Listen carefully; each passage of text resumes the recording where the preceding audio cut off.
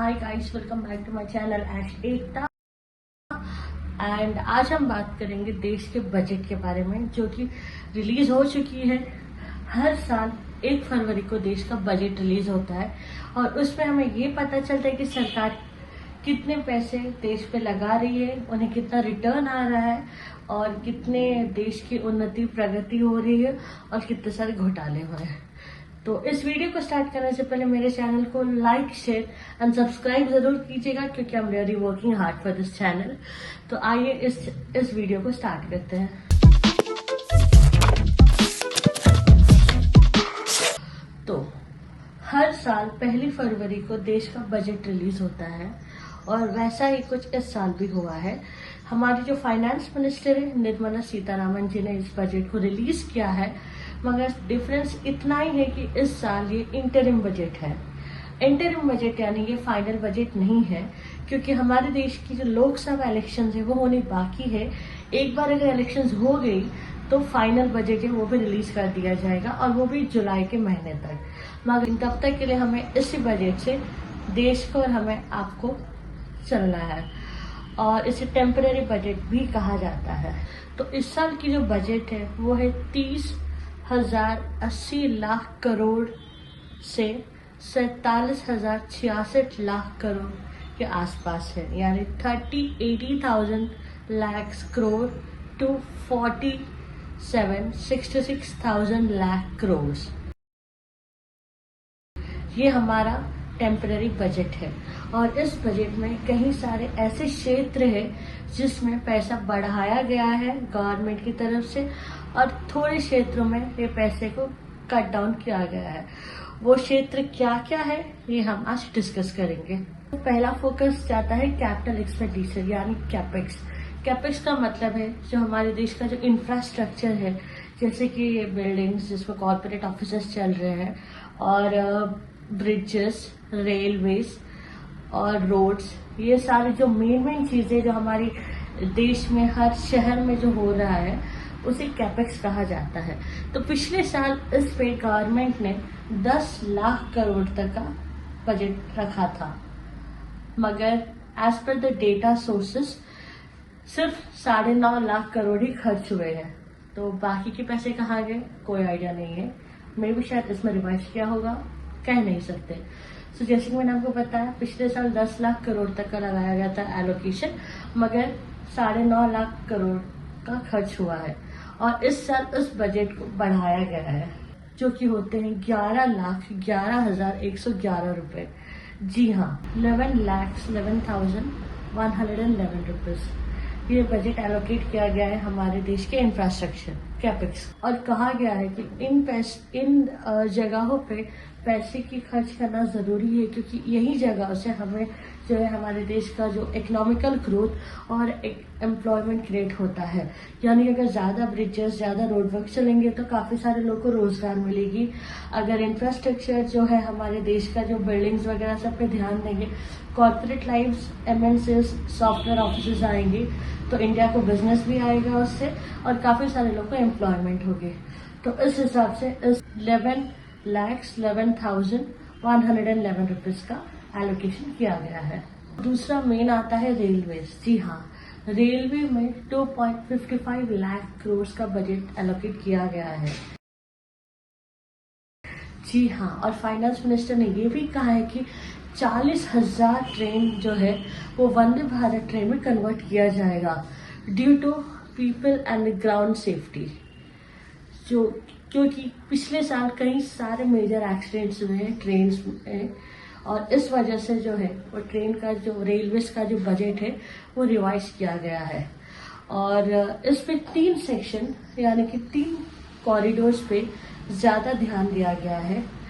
पहला corridor energy, mineral and cement corridor. दूसरा corridor है पोर्ट कनेक्टिविटी कॉरिडोर, और तीसरा कॉरिडोर है हाई ट्रैफिक डेंसिटी कॉरिडोर। जी हाँ, इन 3 कॉरिडोर्स में ज्यादा ध्यान दिया गया है। और जैसे कि मैंने आपको बताया, 40,000 ट्रेन जो है उसे वंदे भारत ट्रेन में कन्वर्ट किया जाएगा, ड्यू टू मेजर एक्सीडेंट जो पिछले साल हुए हैं, जिसमें से 3 तो बहुत बड़े एक्सीडेंट्स हैं। पहला जिसमें से है जैसे कि 29 अक्टूबर को आंध्र प्रदेश में ट्रेन कोलिजन, 26 सितंबर को मथुरा ट्रेन डीरेलमेंट, और जून में जो उड़ीसा में जो हुए थे 2 ट्रेन कोलाइड हो गए थे, उसकी तो इतिहास में सबसे बड़ी एक्सीडेंट को माना जाता है।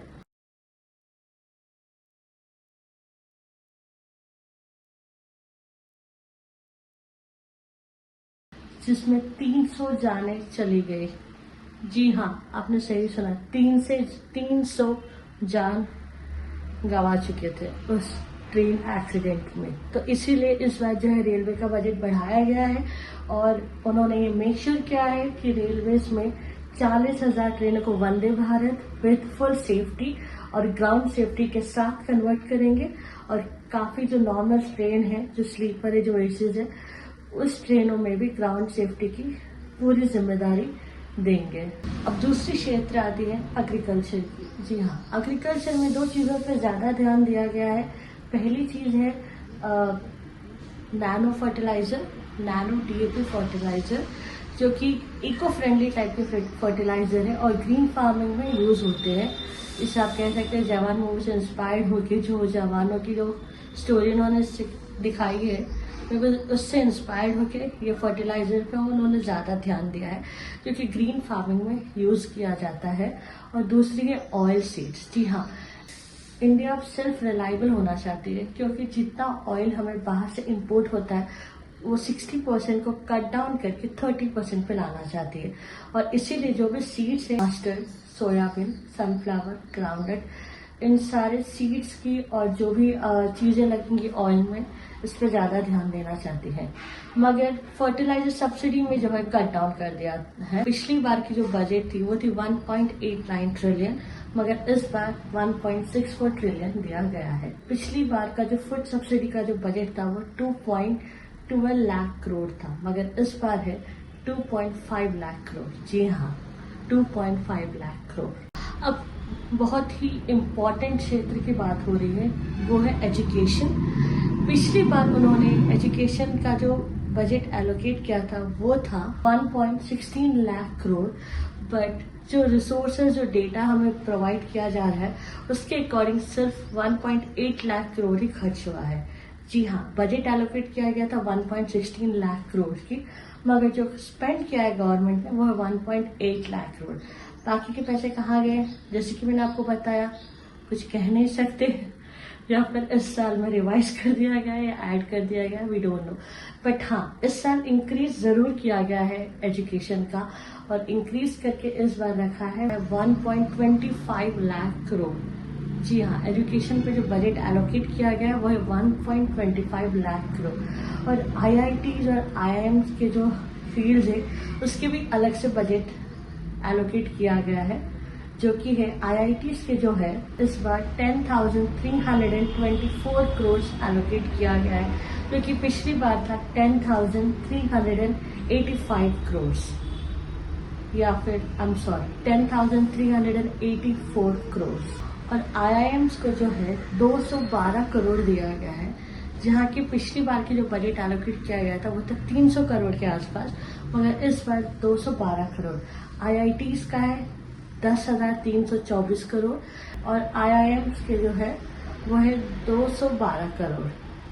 मगर UGC, यूनिवर्सिटी ग्रांट कमीशन, उसकी जो सब्सिडी है उसकी परसेंटेज कम कर दी गई है। उसकी जो परसेंटेज है वो 60% से कम कर दी गई है। पिछली बार जो परसेंटेज थी वो अमाउंट था 6,409 करोड़, मगर इस बार सिर्फ 2,500 करोड़ दिया गया है। इस बार ज्यादा ध्यान सेंट्रल यूनिवर्सिटीज में लगाया गया है। जो सेंट्रल यूनिवर्सिटीज का जो बजट है पिछली बार थी 12,000 करोड़, मगर इस बार उन्हें दिया गया 15,000 करोड़। स्टूडेंट्स के लिए अच्छी खबर होगी जो IIT IIMs में नहीं है, जो रेगुलर कोर्स करना चाहते हैं, BCom, BA, BSc जो भी है, उनके लिए डेफिनेटली गुड न्यूज होगी। सेंट्रल यूनिवर्सिटीज में गवर्नमेंट ज्यादा ध्यान दे रही है, so you can focus on this. और अब है रिसर्च एंड इनोवेशन सेंटर की बारी। पिछली बार दिया गया था 210 करोड़, मगर इस बार दिया गया है 355 crore. 210 crores previous year, but this year it's 355 crores. जी हाँ, गवर्नमेंट ज़्यादा फोकस कर रही है रिसर्च एंड डेवलपमेंट सेक्टर में, रिसर्च एंड इनोवेशन सेक्टर में। और अब बारी आती है हेल्थ केयर सेक्टर की। तो हेल्थ केयर सेक्टर में जो पिछली बार का जो बजट था वो था 89,000 करोड़, पर जो स्पेंड किए गए हैं उस पर वो है 79,000 करोड़। बाकी का कोई खबर नहीं है, कुछ पता नहीं। तो जैसे कि मैंने आपको बताया, पिछली बार 89,000 करोड़ एलोकेट किया गया था, मगर स्पेंड 79,000 करोड़ की किया गया। और इस बार जो है वो बजट को रिवाइज यानी कि इंक्रीज कर दिया गया 90,000 करोड़ से। अब उस पर कितना स्पेंड करती है वो तो अभी हम कुछ कह नहीं सकते, मगर इस बार गवर्नमेंट ने दो चीज़ों पे ज़्यादा फोकस किया है। पहला तो है आयुष्मान भारत इंक्रीज पे फोकस किया है, और दूसरा है सर्विकल कैंसर। सर्विकल कैंसर से मैंने एक छोटी सी वीडियो अपलोड की है मेरे इंस्टाग्राम पे, एकता जे, और एक मूवी वर्ल्ड बाय ईजे, आप उस पर भी ज़रूर देख सकते हैं। और एक मेरी यूट्यूब चैनल और एक एकता झा मेरे यूट्यूब चैनल है, उस पर भी मैंने सर्विकल कैंसर यानी पूनम पांडे की स्टैंड पे एक वीडियो बनाया, आप उसे भी ज़रूर देखिएगा। तो वापस इस वीडियो पे आते हैं। तो जी हाँ, इस बार उन्होंने 90,000 करोड़ ये बजट एलोकेट किए हेल्थ केयर सेक्टर में, और उन्होंने दो चीज़ों पे ध्यान दिया है। पहली है आयुष्मान इंडिया इंक्रीज पे, और दूसरी है सर्विकल कैंसर। अब आते हैं न्यू हाउसिंग स्कीम योजना। जी हाँ, हमारे देश में काफ़ी बार ये स्कीम निकाला गया कि हर किसी को अपना खुद का घर होना चाहिए, और उस पर भी कुछ बजट एलोकेट किया है। तो पिछली बार जो बजट था वो था 79,590 करोड़, मगर इस बार जो है वो बजट थोड़ी सी बढ़ा दिया गया है, जो कि है 80,671 करोड़। ये हमारे जो देश के जो पॉलिटिकल लीडर हैं उनका ये कहना था, मोदी का, प्राइम मिनिस्टर मोदी जी का। कुछ लोग खाली मोदी बोलने से काफी ऑफेंड हो जाते हैं, बट मेरा इंटेंशन किसी को भी ऑफेंड करने का नहीं है। तो जी हमारे प्राइम मिनिस्टर जो है मोदी जी, उनका ये कहना था कि इस देश में हर किसी को अपना घर होने का अधिकार है। काफी सारे जो मिडिल क्लास, जो डिजर्विंग मिडिल क्लास लोग हैं, वो बहुत सारे लोग रेंटेड अपार्टमेंट, रेंटेड घर में रहते हैं, और उन्हें भी एक नया स्कीम निकालेंगे उनके लिए, और उन्हें भी खुद का घर खरीदने के लिए कुछ हेल्प भी करेंगे वो लोग, किसी योजना के थ्रू, किसी स्कीम के थ्रू। खैर अभी तक तो उस स्कीम का कुछ अता पता नहीं है, मगर जी आप देखते हैं आगे अगर वो स्कीम आती है, अगर डिजर्विंग मिडिल क्लास लोग भी अपना घर खरीद पाते हैं या नहीं। खैर अब बात करते हैं इंडिया की जीडीपी का। तो इंडिया का जो जीडीपी है वो है 5.1%। तो 2003 में इंडिया के एक एक्ट निकला था, इसमें हमारे जो गवर्नमेंट है, जो पॉलिटिकल लीडर्स, उन्होंने कहा था कि वो इंडिया का जो जीडीपी है 3% के आसपास ही रखना चाहते हैं, जो कि एक बार हुआ भी था। वो टारगेट उन्होंने रीच किया था 2007 से 2008 में। जी हाँ, उस एक साल में उन्होंने टारगेट रीच किया था। जो इंडिया का जीडीपी था वो था 3%। उस समय प्राइम मिनिस्टर मोदी या फिर बीजेपी की सरकार नहीं थी, उस समय कांग्रेस की सरकार थी, और हमारे प्राइम मिनिस्टर थे मनमोहन सिंह जी। तो वो जब प्राइम मिनिस्टर थे तब एक बार उन्होंने ये टारगेट को रीच किया है 3% का जीडीपी। उसके बाद से खैर अभी तक तो नहीं हुआ है। कंटिन्यूसली जो है हमारी गवर्नमेंट उसे डाउन करने की कोशिश में लगी हुई है। जीडीपी को 7% हुआ, फिर 6% हुआ, और फिर अब 5.1% है। लगता है आगे के 5-6 साल में तो शायद कुछ कह नहीं सकते हैं। फिर भी अगर आप जीडीपी के बारे में ज्यादा जानना चाहते हैं तो आप कमेंट सेक्शन में मेंशन कीजिए, मैं उस पर अलग से एक वीडियो बनाऊंगी पूरी डिटेल्स के साथ। अब आपको ये डाउट तो जरूर आया होगा कि गवर्नमेंट जो भी पैसे कमाती है या फिर जो बजट जो एलोकेट करती है, जो भी उससे कमाती है गवर्नमेंट पैसे, वो पैसे ज्यादातर खर्च करती कहाँ है? तो जी हाँ, वो पैसे ज्यादातर खर्च होते हैं लोन की इंटरेस्ट पे में। गवर्नमेंट अपने देश को चलाने के लिए कुछ लोन लेती है, जो कि इंटरनेशनल लोन भी हो सकते हैं, बाहर की कंट्री से, बाहर के देश से, या फिर डोमेस्टिक लोन, यानी एक स्टेट को चलाने के लिए दूसरे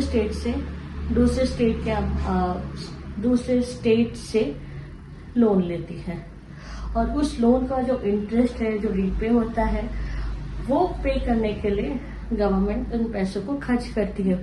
1/3 of the amount which government earns that will be paid that will be spend on interest servicing, यानी कि उस लोन का इंटरेस्ट प्रीपे करने के लिए इस्तेमाल किया जाता है। अब गवर्नमेंट पैसे कमाती कैसे, उसके बारे में मैं आपको बताती हूँ। 19% जो अमाउंट है वो इनकम टैक्स के जरिए आता है, 18% GST, state GST, central GST जो है उसके जरिए 18% ऑफ द अमाउंट कमाती है। 17% आता है कॉर्पोरेट टैक्स, जो कॉर्पोरेट ऑफिसर्स है हमारे देश में, उसके जो टैक्स है, उसके इंफ्रास्ट्रक्चर बिल्डिंग के जो टैक्सेस है, जो प्रोसेस के टैक्सेस है, उसके थ्रू 17% आते हैं। और बाकी का जो 28% है वो बोरोइंग के थ्रू आता है, यानी कि बाहर के देश से या फिर एक स्टेट दूसरे स्टेट से लोन लेने के जरिए बाकी के पैसे 28% उस तरह से गवर्नमेंट के पास आते हैं। तभी तो इलेक्शन में इतने सारे पैसे खर्च करते, इतने नारे लगवाते हैं, वो सारे बेफिजुल है। अगर वो अपने किए हुए वादे पे अगर खड़ा रहेगा गवर्नमेंट तो डेफिनेटली जनता उन्हीं को वोट देगी, मगर आजकल की जनता भी कुछ कह नहीं सकते, जहां से पैसे देते हैं वहां पर दे देते हैं वोट, यानी कि पैसे लेकर वोट देते हैं। प्लीज ऐसा मत कीजिए, क्योंकि आगे जाके आपकी जो नेक्स्ट जनरेशन है उनको काफी प्रॉब्लम फेस करना पड़ेगा। तो आपको जो सही लगता है, जो गवर्नमेंट, जो बजट, जो एनालिसिस आपको सही लगता है उन्हीं को वोट दीजिए, तो आगे की जनरेशन को काफी प्रॉब्लम हो सकती है। तो एक बार फिर से आयोग नीति मीटिंग में मोदी जी ने कहा था कि 2030 में India will become a $7 trillion mark, the country will become a $7 trillion mark. एक बार उन्होंने पहले भी 2019 में कहा था कि 2024 में India will become $5 trillion mark.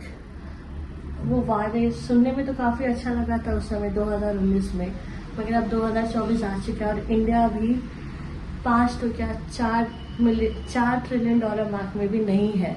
It is around 3.7 और 3.9। ये भी कह रहे हैं अभी कि 2047 में India will become a developed country. India will be a developed country, जहां पर एक अरसे से हम सुनते आ रहे कि India is developing country, developing country. 2047 में कहेंगे India will be a developed country.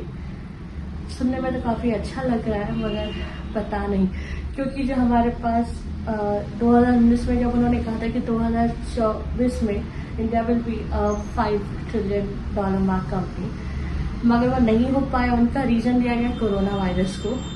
Corona virus I don't think so it can be a reason, क्योंकि 2020 दिसंबर से शुरू हुआ था कोरोना वायरस की इंडिया में केसेस, और 2021 फरवरी से लॉकडाउन शुरू किया गया था, जो कि दिसंबर तक थोड़े देर को लॉकडाउन खुल भी रहा था और इंडिया ने स्टार्ट कर दिया था अपना काम करना, रोजगार वगैरह स्टार्ट हो गए थे थोड़े बहुत।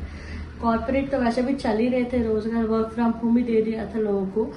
जो मिडिल क्लास, जो लोअर क्लास है, उन लोगों को काफी दिक्कतें हुई थी उस समय, मगर 21 दिसंबर यानी 2021 दिसंबर से उन लोगों को भी जो थोड़ा रोजगार वगैरह स्टार्ट हो गई था। उसके अलावा भी 3 साल था हमारे गवर्नमेंट के पास, मगर उस 3 साल में कोई ज्यादा चेंजेस नहीं दिख रहा है।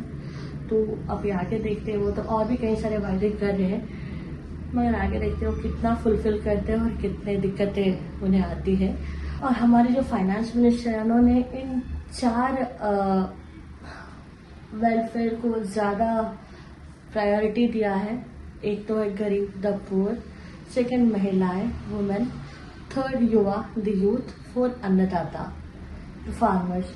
तो इन चारों को उन्होंने काफी प्रायोरिटाइज किया है, कहा है, और इन चारों के वेलफेयर के हिसाब से जो बजट डिसाइड किया गया है। अब आगे देखते हैं कि ये बजट किस तरह से हमारे देश को चलाती है और क्या क्या हमें इंक्रीमेंट यानी डेवलपमेंट देखने को मिलता है और क्या क्या घोटाले होते हैं, स्कैम्स निकलते हैं, वो भी हम देखेंगे। मगर ग्लोबल हंगर इंडेक्स का जो रिपोर्ट आया है उसमें कहा गया है, उसमें बताया गया कि out of 125 countries India is on 111th place. तो यानी कि इतनी भूखमरी देखने को मिल रही है इस देश में। और जो रिचेस्ट पीपल है वो तो कमाते जा रहे हैं पैसे, मगर जो लोअर मिडिल क्लास है, जो लोअर क्लास है, वे लोग काफी सारे प्रॉब्लम्स फेस कर रहे हैं।